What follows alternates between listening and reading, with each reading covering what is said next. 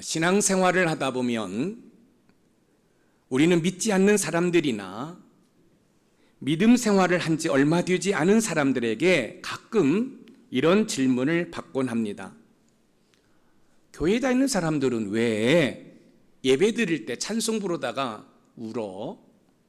기도하다가 왜 이렇게 흐느껴? 또 금요 성령 집회 같은 경우에는 불 꺼놓고 또 통성으로 기도하면서 때로는 목 놓아 엉엉 울기도 하잖아요. 그런 모습을 보면서 이해가 되지 않는 거예요. 아니, 왜 찬송을 부르다가 울어? 왜 기도를 하다가 흐느껴? 아니, 왜 기도하면 기도했지? 왜 목소리를 높이고 왜 대성통곡을 해? 이런 모습을 보면 좀 이상한 것 같다라는 이야기를 여러분들이 들을 수 있습니다. 하나님을 직접 만나보기 전에는 모든 것이 이상하고 낯설게 느껴지는 것은 당연한 일입니다. 하나님의 은혜를 경험하지 않고는 예배하면서 찬송을 부르면서 기도를 드리면서 눈물을 흘리는 것이 도저히 이해가 되지 않을 것입니다. 크리스천들의 삶 가운데 아니면 신앙생활 가운데 눈물을 흘리는 것에 대한 궁금함을 조금이나 해소시킬 수 있도록 제가 한번 이런 이야기를 한번 던져보겠습니다. 어떤 사람이 길을 가다가 노란 버스를 보고 갑자기 자리에 멈춰 서서 펑펑 울기 시작합니다. 주위의 모든 사람들은 이상하게 생각했습니다. 어떤 사람은 뭔가 사연이 있나 보다라고 생각을 했습니다. 어떤 사람은 저거 미친 거 아니야?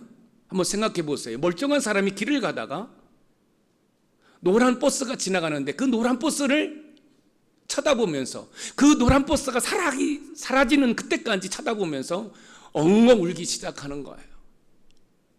그 모습을 본 사람들이 나름대로의 이야기를 하는 거죠. 무슨 사연이 있겠지. 저거 제정신 아니야? 왜 젊은 사람들이 멀쩡하게 생겨가지고 저게 울고 그러지? 하지만 그 사람에게는 울 수밖에 없는 사연이 있었습니다. 가장 사랑했던 자신의 친구가 얼마 전 자신을 구해주고 노란 버스에 치여 죽었던 것입니다. 그래서 그 사람은 노란 버스만 보면 죽은 친구가 생각나고 표현하기 힘든 미안함과 고마움의 감정들이 뒤섞여서 울었던 것입니다. 왜 크리스천들은 예배하면서 찬송하면서 기도하면서 눈물을 흘릴까요? 왜 흐느낄까요? 왜 대성통곡할까요? 그것은 나를 위해 대신 십자가에 돌아가신 예수님 때문에 그 예수님의 사랑을 생각하면서 눈물을 흘리는 것입니다. 여러분, 저 빨간색만 보면 가슴이 벅차오르고 가슴이 터질 것 같은 그런 감격에 빠지는 이유는 나 같은 주인을 구원하시기 위해서 저 십자가에서 물 한 방울, 피 한 방울 남기지 않고 쏟으신 그 주님의 사랑을 바라보며 가슴이 먹먹해지는 거 아닐까요? 하나님의 그 크신 사랑을 알기 때문에 찬송을 부르면서 눈물을 흘리고 기도를 하면서 흐느끼는 것이 아닐까요? 우리가 관계전도 1구를 통해 한 사람이 한 영혼을 구원하기 위해 시간과 에너지와 물질을 쏟는 이유는 무엇일까요? 그것은 과거 내가 죄인 되었을 때 우리 하나님께서 전도자를 우리에게 보내주셔서 나를 죄악 가운데서 찾고 나를 죄악 가운데서 구원해 주신 그 은혜가 너무너무 감사해서 그 은혜를, 그 사랑을 나 혼자만 누리는 것이 아니라 지금 저 세상에서 방황하는 영혼들의 그 은혜를 흘려보내기 위해서 우리가 시간과 에너지와 우리의 물질을 헌신하는 거 아닐까요? 오늘 본문의 내용은 예수님과 가깝게 지내던 나사로가 죽었습니다. 죽은 지 나흘이 지나 시신이 부패하는 그런 냄새가 나는 상황입니다. 예수님께서 나사로가 죽었다는 소식을 들으시고 눈물을 흘리십니다. 요한복음 11장 35절 말씀을 우리 같이 읽어봅니다. 시작. 예수께서 눈물을 흘리시더라.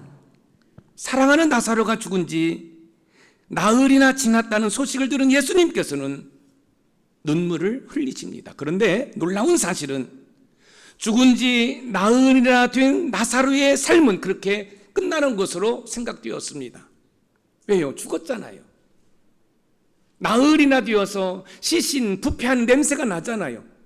나사로는 그렇게 그의 삶이 그렇게 끝나는 것으로 알았습니다. 그런데 놀라운 사실은 죽은 지 나흘이 된 그래서 시신에서 부패한 냄새가 나는 그 나사로가 살아났다는 사실입니다. 나사로가 죽은 지 나흘이나 되어 시신에서 부패하는 냄새가 나는 상황에서 나사로가 살아난 시점을 보니까 바로 우리 예수님이 눈물을 흘리신 그 시점에 나사로가 살아났다는 사실입니다. 사랑하는 여러분, 죽은 나사로가 살아난 시점이 예수님께서 눈물을 흘리시면서 기도한 시점이라고 한다면 우리는 우리 삶의 죽은 것들이 살아나도록 하기 위해서 우리 예수님처럼 눈물을 흘리면서 기도해야 되지 않을까요? 갈등과 죽음으로 치닫고 있는 우리의 가정 공동체, 우리의 일터 공동체, 우리의 신앙 공동체를 위해서 울면서 기도해야 되지 않을까요? 우리 조국 대한민국을 위해서 눈물을 흘리면서 기도해야 되지 않을까요? 우리가 살고 있는 이 지역을 위해서 눈물을 흘리며 기도해야 되지 않을까요? 특히 예수님을 알지 못하고 죽어가는 우리 주변 사람들을 위해서 울면서 기도해야 되지 않을까요? 그런 눈물이 무엇이길래 죽은 것들이 회복이 되고 살아날 수 있을까요? 그 이유와 사실을 살펴보면서 우리 삶에 죽어가는 것이나 죽은 것이 다시 회복되고 살아나는 그런 기적을 체험하기를 원하신다고 한다면 오늘 말씀을 여러분의 삶에 적용하고 실천해서 여러분의 삶에 죽은 것들이 다시 회복되고 치유되는 역사가 일어나기를 주님의 이름으로 축복합니다. 첫 번째, 눈물이 생명을 살릴 수 있는 이유는 간절한 마음이 있기 때문에 살려내는 것입니다. 사람이 우는 원인에는 여러 가지가 있습니다. 양파를 썰 때나 연기 같은 자극으로 인해 눈물이 나옵니다. 또한 강한 빛을 보거나 바람이 눈물샘을 자극할 때도 눈물은 나옵니다. 눈꺼풀의 계속적인 움직임은 눈물을 흐르게도 합니다. 우리의 몸은 매우 놀랍게 만들어져 있어서 강한 감정을 갖게 될 때도 눈물을 흘리게 됩니다. 눈물을 흘린다고 해서 다 슬픔을 나타내는 것은 아닙니다. 너무 기뻐하거나 웃을 때에도 눈에는 눈물이 고이게 됩니다. 이와 반대로 너무 슬퍼도 눈물이 쏟아져 뺨을 적시기도 합니다. 오늘 저는 어떤 환경으로 인해 흘리는 눈물이 아니라 신앙생활에서 흘리는 눈물에 대해서 저와 깊게 한번 생각해 보려고 합니다. 예수님께서는 매우 친하게 지내던 나사로가 죽자 마음이 찢어지는 아픔 가운데 눈물을 흘리십니다. 예수님은 사랑하는 사람이 죽은 것으로 인해서 지금 눈물을 흘리고 계십니다. 그리고 오늘 본문 요한복음 11장 41절에 하나님을 향해 눈을 들어 우러러 보시면서 하나님 감사합니다라고 고백을 하는 장면이 나와요. 요한복음 11장 41절 한번 읽어보겠습니다. 시작. 돌을 옮겨 놓으니 예수께서 눈을 들어 우러러 보시고 이르시되 아버지여 내 말을 들으신 것을 감사하나이다. 아버지여 내 말을 들으신 것을 감사하나이다. 성자 예수님께서는 성부 하나님께 사랑하는 친구 나사로가 죽은 사실에 대해서 눈물을 흘리면서 하나님 나사로를 살려달라고 기도하신 것입니다. 그리고 예수님께서는 그 나사로의 무덤을 가로막고 있는 돌을 옮기라고 말씀하시면서 하나님 아버지 나의 기도를 들으신 것을 감사합니다. 여러분, 우리 예수님은 죽은 나사로의 그 시신이 부패되는 그런 상황 가운데 여러분 거기에선 생명을 조금도 기대할 수 없는 그 절망적인 상황 가운데 눈물을 흘리며 간절히 기도하셨던 것입니다. 그런데 놀라운 사실은 하나님께서 예수님의 그 간절한 기도를 들으시고 눈물을 흘리며 간절한 그 기도를 들으시고 죽은 나사로를 살려주셨다는 사실입니다. 사랑하는 성도 여러분, 여러분의 삶 속에 무엇이 죽어가고 있습니까? 무엇이 죽었습니까? 여러분의 가정이 죽어가고 있습니까? 여러분의 부부 사이가 무미건조해지고 있습니까? 여러분의 자녀들이 세상 가운데 방황하고 여러분 술과 방탕한 삶을 통해서 헤매고 있습니까? 여러분의 삶에 희망이라고는 보이지 않습니까? 그렇다고 한다면 절망할 수밖에 없는 그런 상황, 포기할 수밖에 없는 그런 상황 가운데 우리 예수님처럼 눈물을 흘리며 간절히 여러분의 가정을 살려달라고, 여러분의 부부를 살려달라고, 여러분의 자녀들을 다시 한번 살려달라고, 여러분의 직장과 사업장을 다시 한번 살려달라고 기도해 보시지 않겠습니까? 여러분들이 간절히 기도하며 흘리는 그 눈물에서는 죽을 것이라고 생각했던 그것들이 다시 살아나게 되는 줄 믿으시기 바랍니다. 히브리서 5장 7절 말씀을 읽어봅니다. 시작. 그는 육체에 계실 때에 자기를 죽음에서 능히 구원하시리에게 심한 통곡과 눈물로 간구와 소원을 올렸고 그의 경건하심으로 말미암아 들으심을 얻었느니라. 자기를 죽음에서 능히 구원하실 이에게 심한 통곡과 눈물로 간구와 소원을 올렸고, 예수님께서는 십자가에 죽으신 자신을 성부 하나님께서 다시 살리실 것을 확신하고 심한 통곡과 눈물과 간구와 소원을 올려드렸습니다. 이처럼 눈물은 간절함이 있기 때문에 죽었거나 죽어가고 있는 그 모든 것들을 여러분 다시 살리는 힘이 있다는 사실이에요. 여러분의 삶에 무엇이 죽어가고 있습니까? 여러분의 삶에 무엇이 죽었습니까? 여러분 절망하지 마세요. 포기하지 마세요.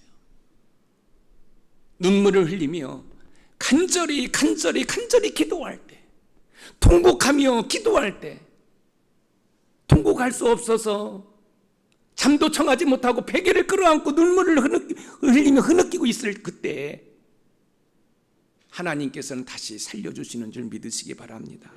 하나님께서 다시 치유하시고 회복시켜 주시는 줄 믿으시기 바랍니다. 특별히 한 사람이 한 영혼을 구원하는 관계전도 일을 통해 구원하시고자 하시는 영혼이 있다면 그분의 영혼을 위해서 간절히 눈물을 흘리며 기도해 보시지 않겠습니까? 여러분의 눈물 흘리는 그 간절한 기도로 여러분의 VIP, 여러분의 전도 대상자의 영혼이 살아나게 될 줄 믿습니다. 구원받게 될 줄 믿습니다. 눈물로 간절히 기도하여 여러분의 삶에 죽어가고 있는 것이나 죽었던 것들이 다시 살아나는 은혜가 있기를 주님의 이름으로 축복합니다. 두 번째, 눈물이 생명을 살릴 수 있는 이유는 사랑하는 마음이 있기 때문에 다시 살리는 줄 믿으시기 바랍니다. 죽은 지 나흘이나 뒤어 시신에서 부패하는 냄새가 나는 상황입니다. 다시 살아난다는 것은 불가능한 일입니다. 죽은 지 나흘이나 뒤어 시신이 부패했는데 어떻게 다시 살아날 수 있을까요? 그런데 여러분, 우리의 이성과 논리와 경험으로 안 된다고 생각하는 거, 그런데 여러분, 하나님마저도 못한다고 생각하는 것은 큰 착각이라는 사실을 여러분들이 아셔야 됩니다. 왜냐하면 하나님은 전지전능하신 분이기 때문에 그렇습니다. 여러분의 이성과 논리와 경험으로 이거는 불가능한 일이야. 그렇죠, 불가능한 일이지. 어떻게 죽은 나사로가 살 수 있겠습니까? 시신에서 부패한 냄새가 나는데 어떻게 살아날 수 있습니까? 그런데 우리의 이성과 논리와 경험으로 불가능한 일이라고 전지전능하신 하나님이 못하신다고 생각하는 것은 큰 착각이라는 말씀입니다. 예수님께서는 요한복음 11장 5절에 나사로를 사랑하셨다라고 성경은 기록하고 있습니다. 그러니까 나사로의 죽음 앞에서 흘린 눈물은 뭐예요? 나사로를 향한 간절한 마음과 사랑하는 마음으로 흘리신 눈물이라는 사실입니다. 요한복음 11장 5절을 읽어봅니다. 시작. 예수께서 본래 마르다와 그 동생과 나사로를 사랑하시더니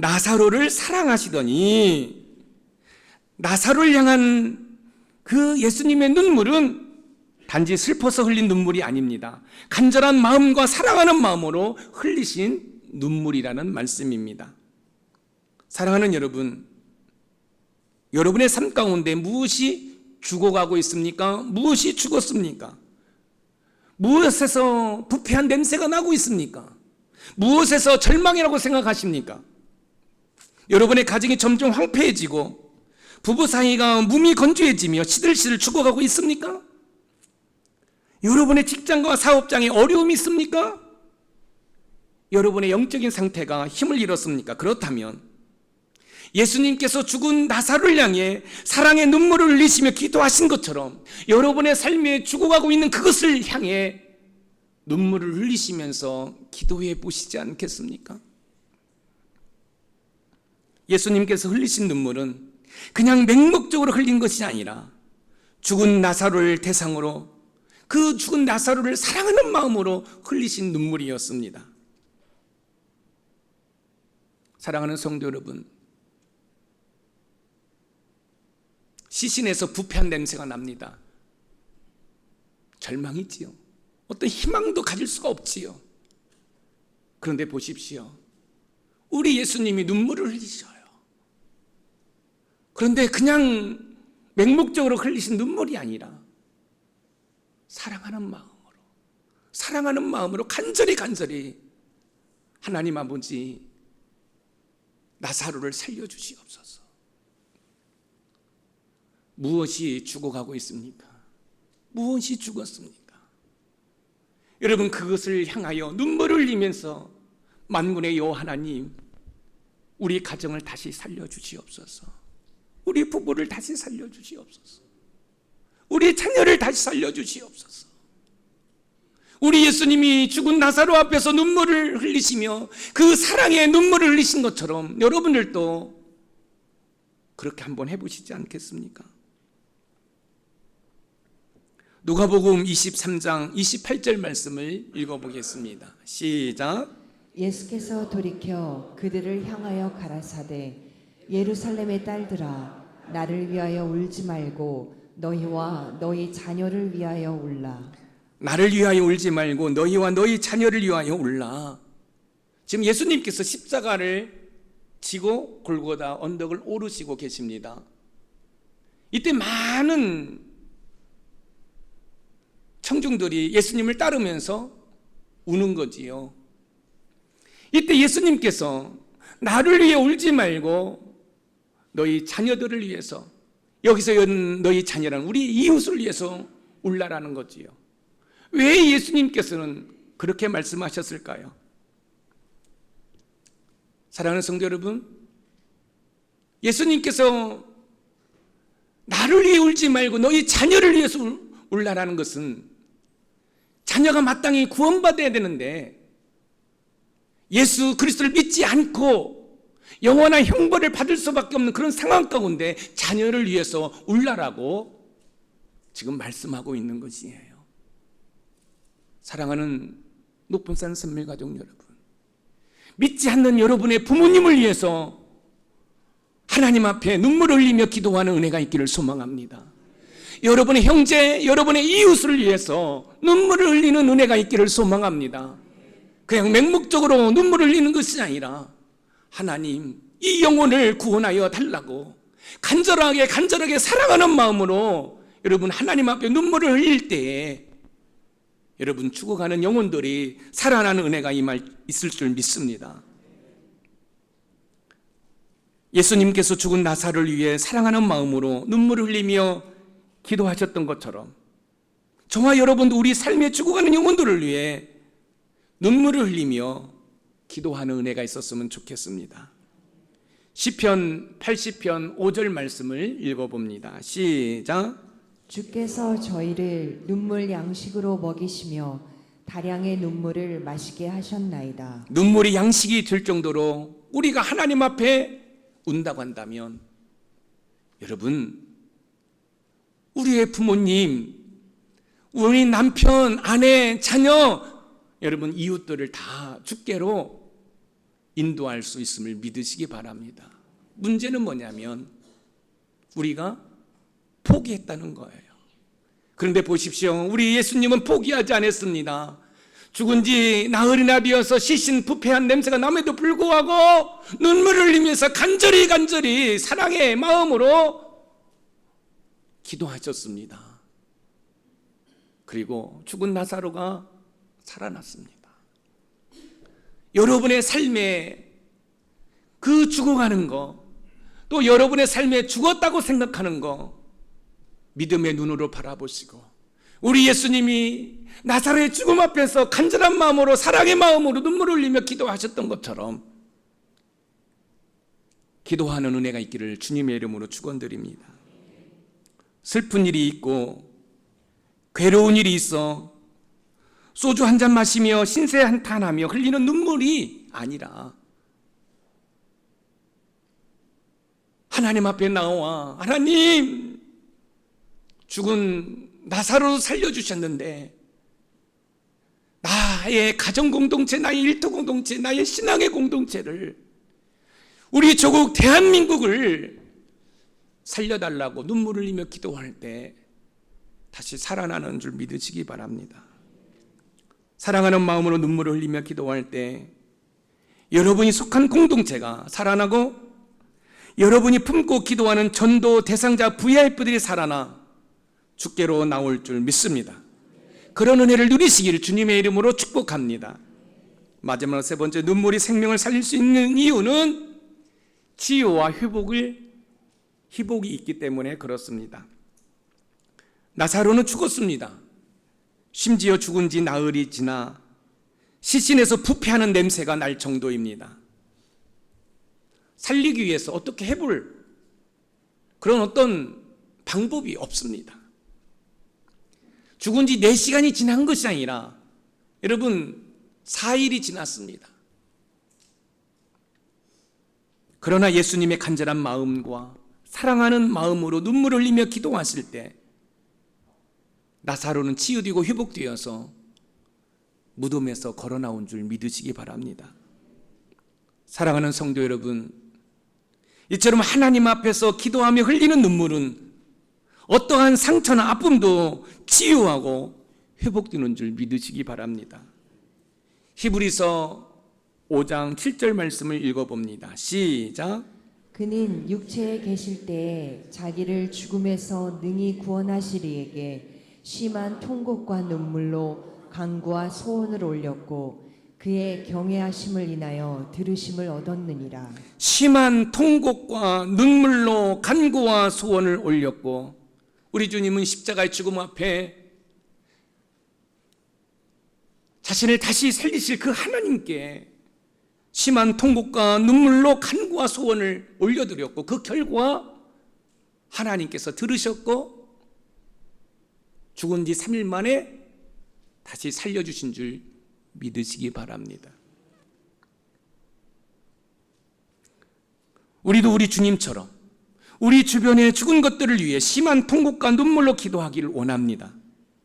이때 여러분의 삶에 죽어가고 있거나 죽은 것들에 다시 치유와 회복이 일어날 줄 믿습니다. 여러분의 부부가 치유되고 여러분의 자녀들이 치유되고, 할렐루야, 여러분의 모든 것들이 치유되고 회복될 줄 믿습니다. 하나님 앞에서 간절히 사랑으로 기도하며 흘리는 눈물은 반드시 치유와 회복이 있습니다. 시편 126편 5절을 읽어보겠습니다. 시작. 눈물을 흘리며 씨를 뿌리는 자는 기쁨으로 거두리로다. 기쁨으로 거두리로다. 여러분, 농부들이 한 톨의 열매를 얻기 위해서 얼마나 수고하고 애씁니까? 여러분, 씨를 뿌립니다. 잡초를 제거합니다. 또한 농약을 칩니다. 또 벌레를 잡아줍니다. 그런데 그렇게 눈물을 흘리면서 씨를 뿌렸던 그 농부들은 여러분 열매를 수확할 때 기쁨으로 거두는 거예요. 사랑하는 성도 여러분, 눈물로 씨를 뿌려보지 않겠습니까?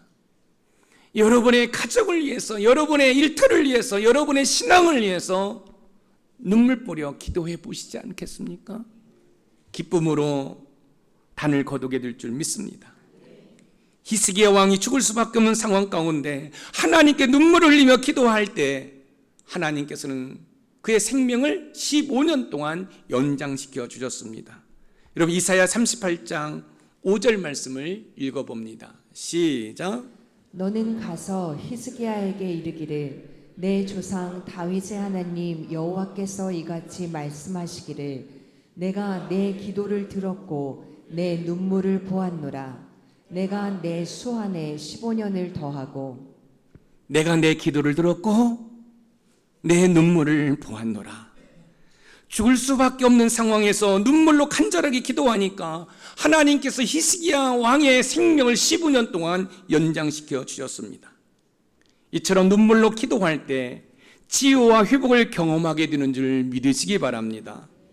여러분 남편에게 문제가 있어요? 아내에게 문제가 있어요? 여러분 자녀에게 문제가 있어요? 여러분 왼수라고 치부하지 마시고 눈물 뿌려 기도할 때 여러분들이 그 대상들의 치유와 회복이 일어날 줄 믿습니다. 눈물에는 신비한 힘이 있습니다. 특별히 하나님을 향한 눈물의 기도는 불가능을 가능케 하고 개인이나 공동체를 살리는 힘이 있습니다. 하나님 앞에서 흘리는 눈물의 기도는 치유와 회복의 능력이 있습니다. 혹시 여러분의 삶 가운데 죽어가고 있거나 죽었다고 생각하는 것을 그냥 절망으로 포기하는 것으로 여러분 치부해버리지 마시고 오늘부터라도 우리 예수님이 눈물을 흘리시며 기도하셨던 것처럼 기도하신다고 한다면 그 모든 것들이 치유되고 회복될 줄 믿습니다. 다시 살아난 기적을 체험하게 될 줄 믿습니다. 한 사람이 한 영혼을 구원한 관계전도 119 초청주일이 이제 한 주 앞으로 다가왔습니다. 영혼을 향한 여러분의 뜨거운 눈물의 기도가 삶 속에 죽어가는 그 영혼들을 구원하게 되는 줄 믿으시기 바랍니다. 여러분 포기하지 마시고 이번 한 주라도 여러분 아침 금식하며 여러분의 그 전도 대상자 그 VIP를 위해서 눈물 흘리며 기도해 보시지 않겠습니까? 다시 치유되고 다시 회복되고 다시 살아나는 기적을 체험하게 될 줄 믿습니다. 오늘 말씀의 키워드입니다. 우리 같이 한번 읽어봅니다. 시작. 눈물을 흘리며 간절한 마음과 사랑으로 기도할 때 치유와 회복뿐만 아니라 죽었던 것들이 다시 살아난다. 아멘. 여러분 눈물에는 간절함이 있습니다. 눈물에는 사랑이 있습니다. 눈물에는 치유와 회복이 있음을 기억하시고 여러분의 죽은 것을 향해 오늘부터 눈물을 흘리며 기도함으로 다시 살아나는 기적을 체험하시기를 주님의 이름으로 축복합니다.